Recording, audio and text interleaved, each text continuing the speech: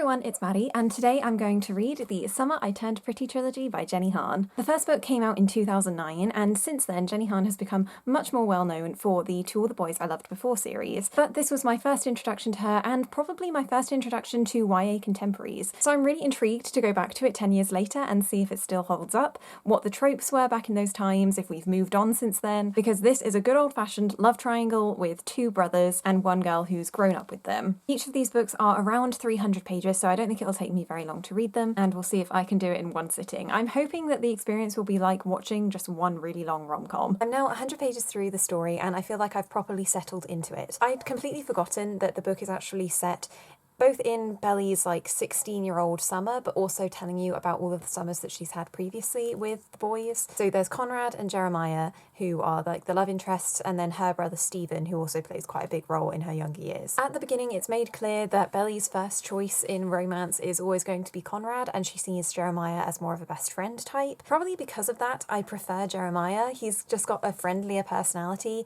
Conrad is definitely that stereotypical, moody, mysterious bad boy type. He's the type of character that will look at Belly when she's looking at other people and be like, oh, I knew everything about you this whole time. Yeah, can't say that I'm rooting for him. I feel like this just does a really great job of building up the atmosphere. There are things that are described that just seem so banal, like just sunbathing or collecting shells or the dynamics of a restaurant and who can eat free at what age, but it's those kind of details that make it feel like you're also at the beach house with them. I can't not mention the fact that this might be fairly damaging to a girl's self-esteem though. Obviously with a title like The Summer I Turned Pretty, Belly goes through some kind of big transformation that makes her suddenly worth looking at. And unfortunately in the first chapter it's explained that she doesn't wear glasses anymore. She's started wearing contacts, and that is one of my least favourite tropes. Also, there have been a few comments about going through puberty and getting bigger boobs each summer and how that makes her more of a real girl and more worth looking at, which is just kind of gross and doesn't sit right. So I really can't overlook that, but I'll just put it to a side and focus on the romance between the characters rather than their kind of toxic descriptions. Another huge plot thread is that Conrad and Jeremiah's mother, Susanna, has gone through chemotherapy, and she's one of the most important adult figures in Belly's life, and I can remember that charts through the whole trilogy. So it's nice that there's something deeper than just the love triangle keeping the plot moving forward. So overall, the first 100 pages feel very superficial, but I really like the environment that they're in, and I'm ready for one of the brothers to start making moves. In the next 100 pages, Belly starts her first summer romance, which doesn't include one of the brothers, and that's with Cam, someone who is also there over the summer. And I think she only really has relationships so that you can better understand how she gets along with the brothers and how they react to her, because immediately they become overprotective. And for Jeremiah it's in an understandable way, but then for Conrad it seems a little bit obviously rooted in something else. The conversations that Cam and Belly have, you can tell that they're getting to know each other and that they do have things in common, but I think that his personality just doesn't naturally go with Belly's,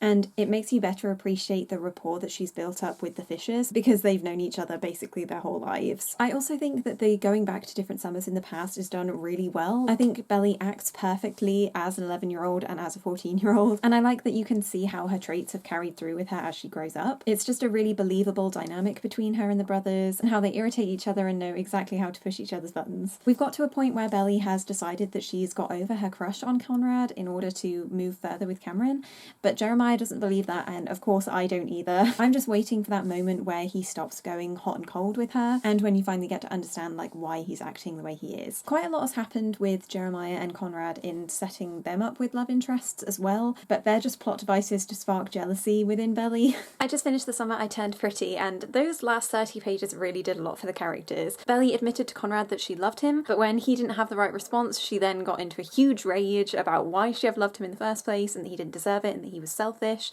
And then Jeremiah came out and it got really aggressive, and I think that's just the way with these books. Anytime they try and talk about their feelings, it just ends in tears. But you also learn that the secret they've been carrying around all summer isn't that Susanna and Mr. Fisher are getting a divorce, but that Susanna's cancer has come back a lot stronger, and it doesn't look like she's going to make it to another summer. It's definitely a reality check for everybody, and I'm definitely interested to see how it affects their relationships with each other when they realise that everything is finite and you have to go after what you love. This book ends with a little time jump to winter where Conrad has got in contact with Belly and wants her to go on a trip with him, which feels quite out of the blue. But let's just dive into the sequel and see what happens there. I'm now 100 pages through It's Not Summer Without You, and it seems that Belly and Conrad had some kind of relationship which was on and off, but when the book begins it's definitely off, and then you get to hear about what happened with them in the past. So essentially Conrad is just a terrible person. He doesn't give any affection towards Belly, and you get the sense that he's only performing a relationship with Belly for the sake of his mum before she dies, which is really messed up because obviously Belly cares about it way more than he does, and if he does care then he's really bad at showing it and doesn't really deserve her if that's the case. So he is not doing anything to win me over from the first book,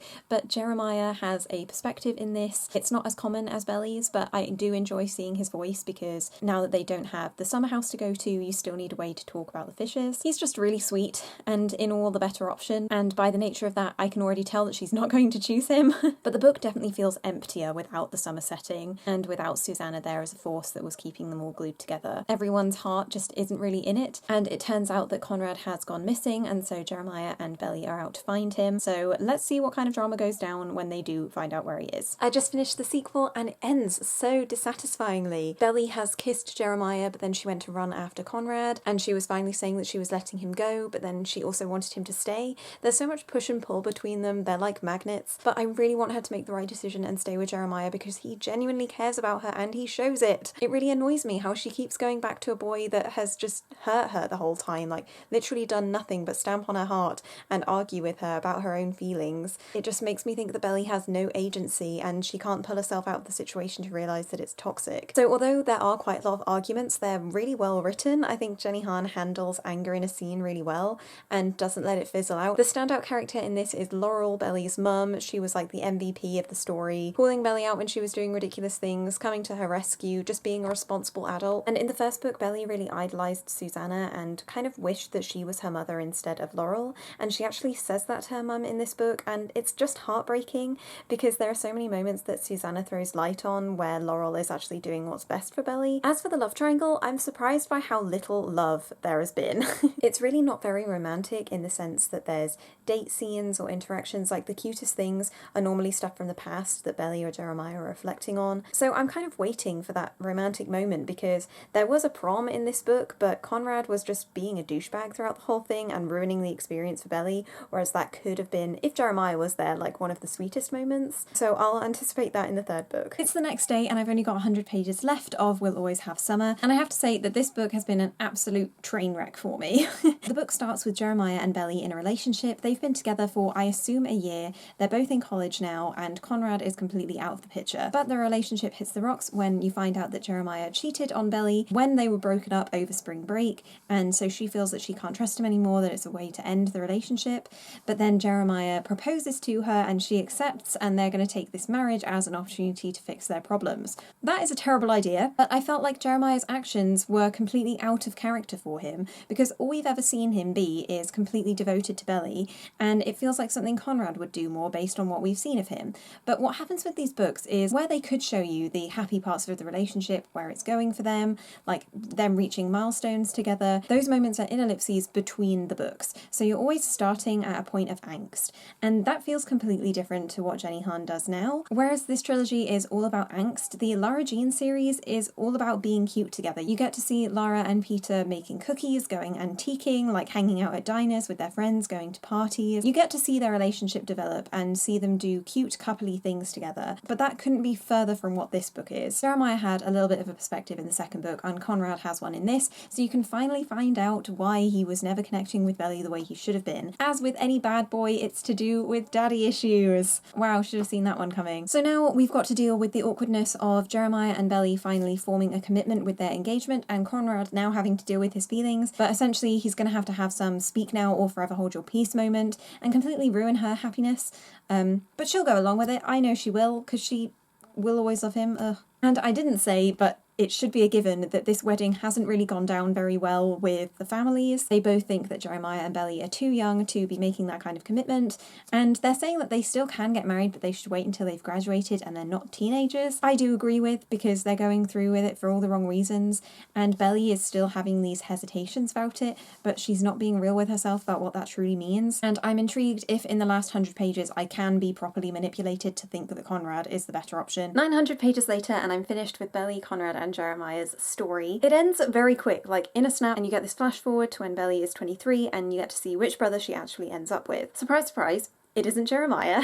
In the last 50 pages, he admits that he's always loved Belly and that their love for each other would always hold her back from loving Jer completely, and he was willing to accept that. Like, Jeremiah was a real sport about the whole thing, and they brought up the cheating again to further validate how they wouldn't be fit for each other. But I did think we got the most romantic moment of the whole series when Belly describes a Valentine's Day with Conrad from when she was 16 and he was 18, and he drives over to see her after having late classes, and they stargaze and like swap meaningful gifts. So that was kind of sweet and what I was looking for this whole time, so at least to get it, even if it was only a pinch, was good. So in the end, I had a great time going back to this series and trying to analyse it with new eyes, knowing now what I like most about romances, because as I said at the beginning, this is one of my first experiences of the genre, and I think Jenny Han has come leaps and bounds in creating cute romances that you can root for without so much toxicity attached to them. And it's also great that this series even exists, because it's not often that you get to follow a contemporary story across a whole trilogy, and that's something that Jenny Han has continued to do. And honestly, I wish that was more of a trend, because although there are other contemporary series, it's normally companion novels where you follow the best friend